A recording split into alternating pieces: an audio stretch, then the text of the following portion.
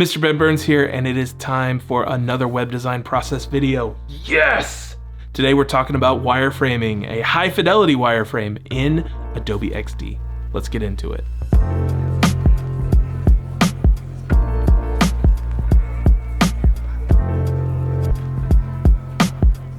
Last time I walked you guys through my process of sketching out a low fidelity wireframe, which included a really basic UX design process for a single page. You see, we are completely redesigning the landing pages, the download pages on our website. In case you missed it, here it is again in 30 seconds. First, write down responses to 4 prompts. These prompts are our goals for the page, the user's goals for the page, the questions that the user is going to need answers to in order to accomplish the goal, and the emotions that we want to invoke. Step 2, start sketching. Use consistent symbols to represent different content types.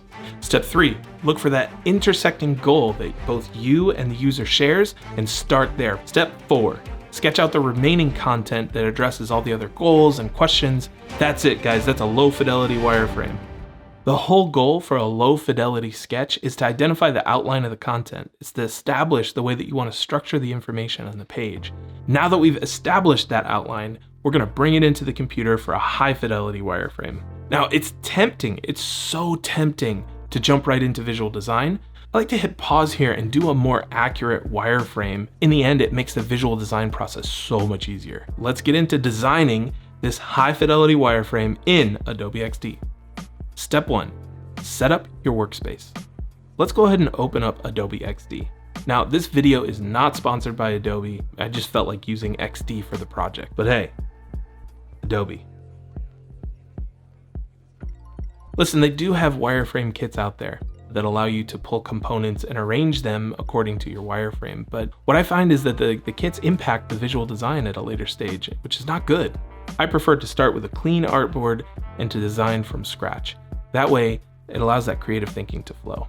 I typically start with a desktop artboard. I know, mobile first and all that. Just go ahead and build and use a layout grid. I like setting up a 12-column grid with a maximum grid width of 1440 pixels. That's 1,440 pixels. Once your artboards and grids are set up, take a photo of your sketch, upload it, and then put it on an extra artboard in XD. That makes it really easy for you to reference it often. Step 2, block out your sketch. Get a digital version of the sketch as you drew it. That way you'll have all the components on the artboard to move around later. Use shades of a single color like gray or blue to keep things simple, and then use the same symbols for images and videos that you sketched. Indicate what content belongs where using your headers. Estimate the body copy length using placeholder text.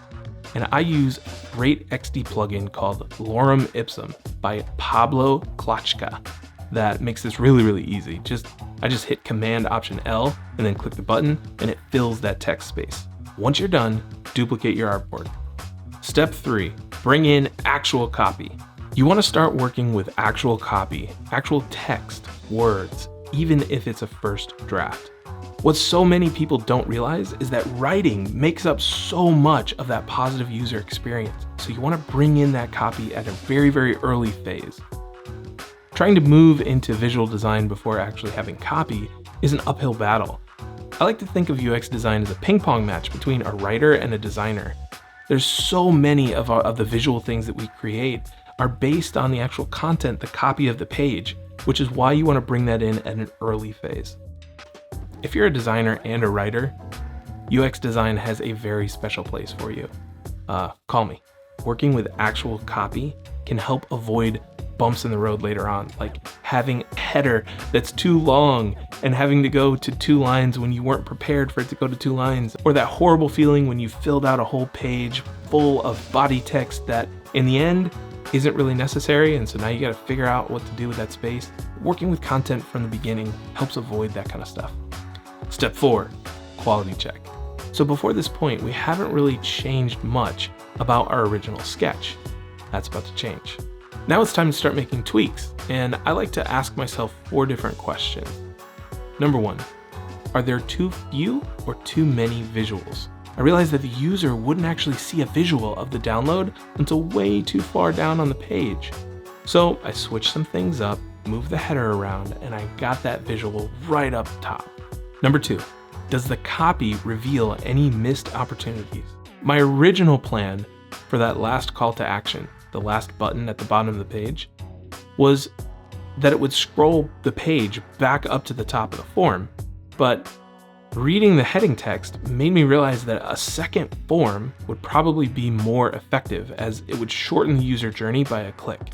And we're always looking to make that journey short and delightful. So I added that second form to the bottom. Number 3, does the page flow for the user? Sometimes it takes a little context to see the content that's out of order. The what's inside section seemed really out of place, especially after I put the why section copy in. And so I went ahead and removed that altogether. Number 4, can the basic composition be improved? The first one was fine, but trying to use the grid in a new way, it really made the composition so much more interesting. I am so happy at our progress so far. This is where we netted out.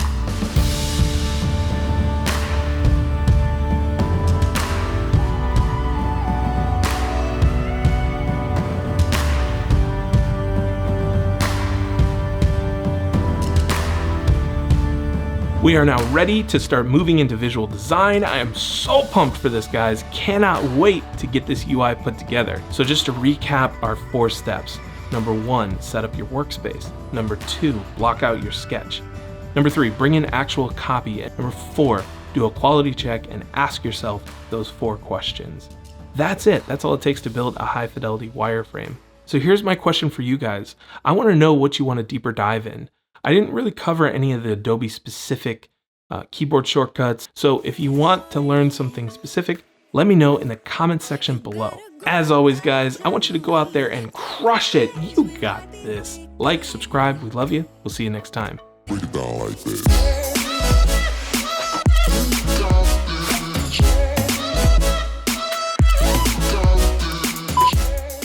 Hey guys, Mr. Ben Burns here, and I am here. We are covering how to... Hey guys, Mr. Ben Burns here. Hey guys, Mr. Ben Burns here.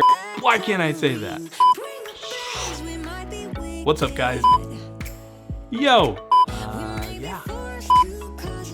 It's Mr. Ben Burns time. Whoa. Let's get into it.